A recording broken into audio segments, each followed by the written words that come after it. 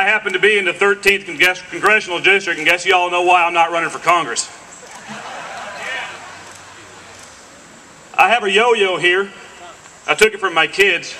I don't have a concealed carry permit for this. I hope I'm not going to get in trouble. I'm going to use this in a minute for an object lesson. But first I want to tell you all something. I'm not a politician. I appreciate being introduced by Randy and all the work that's been done here, but my intention is to be a statesman. And I'm running for State House not just because Bill Randall is highly qualified to go to Congress.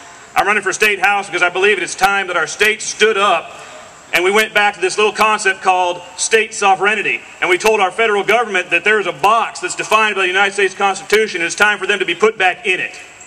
And so our states need to stand up and follow the examples of Montana. We need to follow the examples of Arizona. And we need to stand up and say, we are going to do this because this is the law. And we, the people of the state of North Carolina, have decided that this is the path we are going to take. And the federal government, you go up there and you worry about your stuff. We'll take care of North Carolina. Thank you very much. So I have a question for you, though. Why is it that 20%, and that's the polls, progressive liberals make up 20% or less of the population of our country? Why is it that 20% of the population of our country is running roughshod over the other 80% of us? Because we let them. Because we let them. That's exactly right.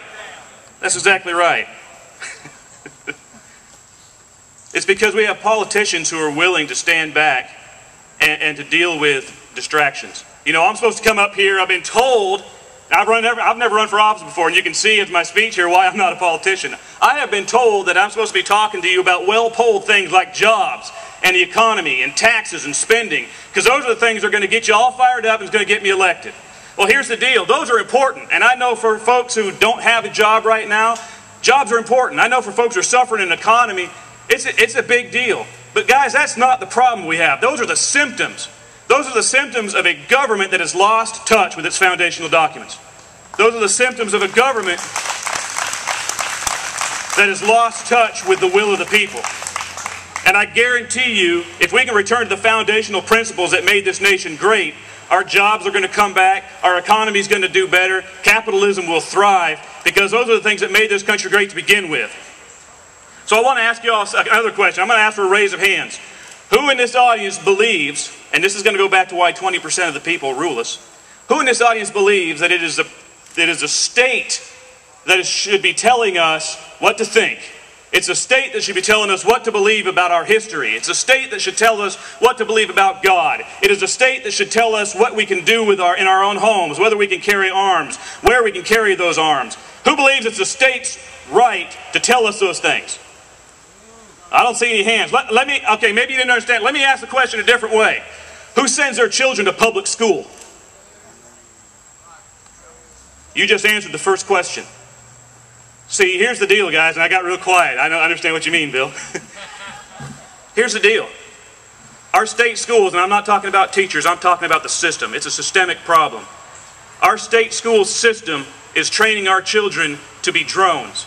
It was instituted by people with a desire to create a compliant population, a desire to create a group of workers who will do what they're told, not ask too many questions. They'll go work their day's work and they'll go home to watch television so that the marketers can tell them what to buy with the money they just earned. Amen.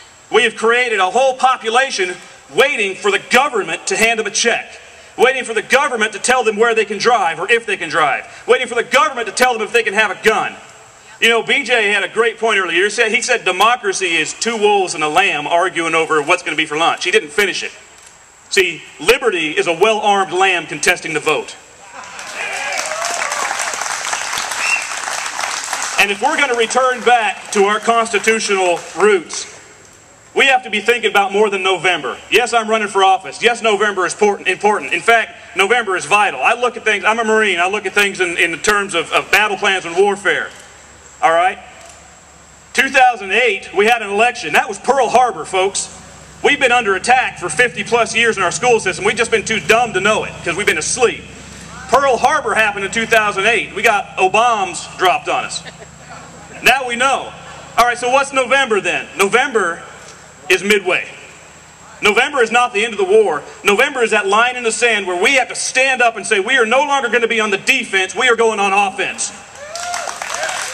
We are no longer willing to give up island after island, nation after nation. We are no longer willing to give up liberty after liberty after liberty for the sake of appeasement, for the sake of making people feel good about us, for the sake of people thinking that we're peace lovers. That has to stop. And November is the day that stops. But that's the beginning of the battle, gentlemen, ladies.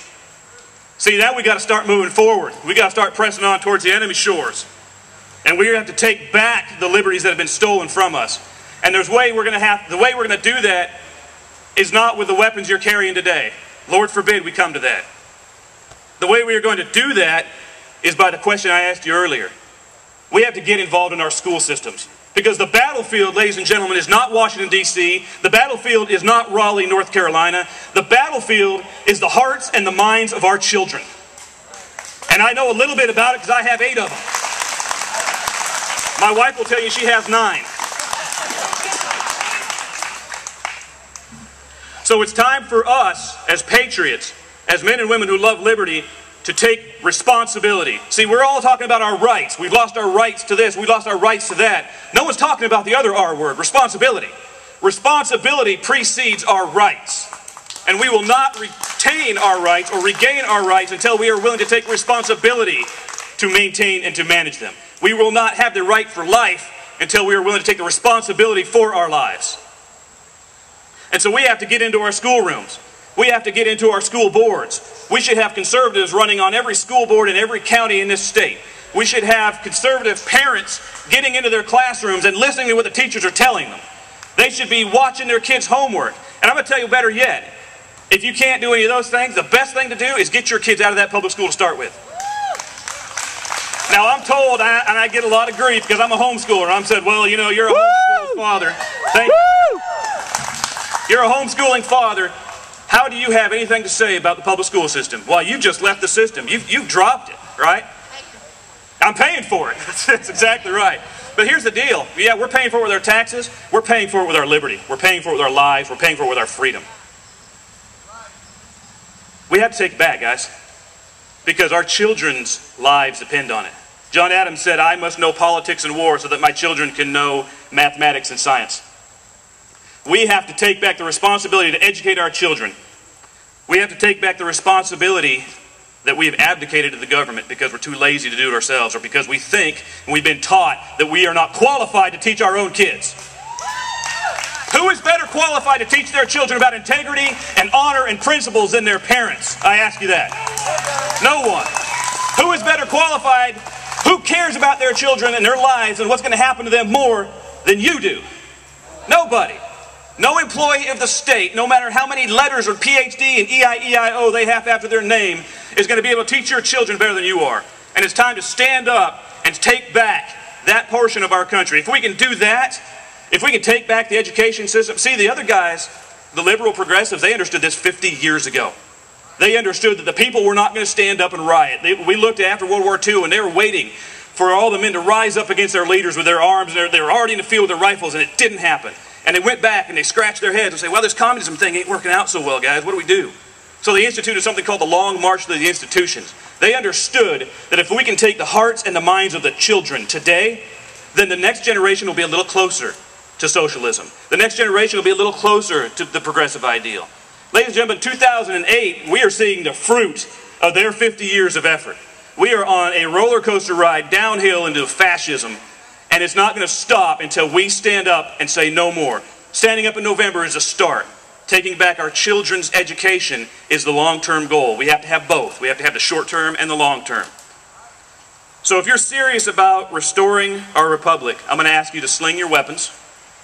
I'm going to ask you to bring your children home. I'm going to ask you to pull out your Bibles. And I'm going to say to take responsibility for the education of the next generation. Responsibility for instilling your values, your principles, your sense of honor, your sense of integrity into your children's lives.